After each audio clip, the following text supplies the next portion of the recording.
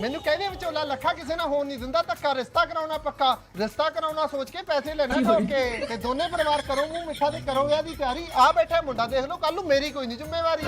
ਉਹ ਵਿਚੋਲਿਆ ਇੱਥੇ ਬੈਠਾ ਘਸੇ ਪਿੱਟੇ ਜੇ ਡਾਇਲੌਗ ਮਾਰੀ ਜਾਂਦਾ, ਬਿਨਾ ਕੁੜੀ ਦੇਖੇ ਰਿਸ਼ਤਾ ਕਿਵੇਂ ਪੱਕਾ ਕਰ ਦਈਏ? ਇਹਨਾਂ ਨੂੰ ਕਹਿ ਕੁੜੀ ਦਿਖਾਓ। ਮਾਤਾ ਜੀ ਮੁੰਡਾ ਇੱਕ ਵਾਰੀ ਕੁੜੀ ਦੇਖਣੀ ਚਾਹੁੰਦਾ ਹੈ। ਵਿਚੋਲਿਆ ਅਸੀਂ ਤੇਰੇ ਤੋਂ ਵਾਲਾ ਨਹੀਂ ਰੱਖਦੇ, ਕੁੜੀ ਸਾਡੀ ਖੇਡਦੀ ਏ, ਖੇਡਣ ਦੀ ਤਿਆਰੀ ਕਰੀ ਜਾਂਦੀ, ਅੱਜ ਨਹੀਂ ਅਸੀਂ ਕੁੜੀ ਵਿਖਾ ਸਕਦੇ।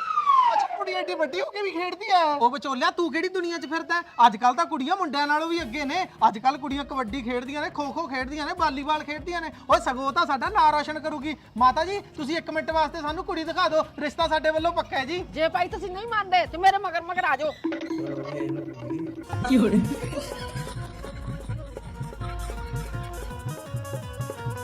ਵਿਚੋਲਿਆ ਮੈਂ ਨਹੀਂ ਆ ਕੁੜੀ ਨਾਲ ਵਿਆਹ ਕਰਾਉਣਾ। ਉਹ ਤੂੰ ਚੁੱਪ ਕਰਕੇ ਵਿਆਹ ਕਰਾ ਲੈ, ਇਹ ਤਾਂ ਖੇਡ ਖੇਡ ਕੇ ਤੇਰਾ ਘਰ ਭਰ ਦੂ।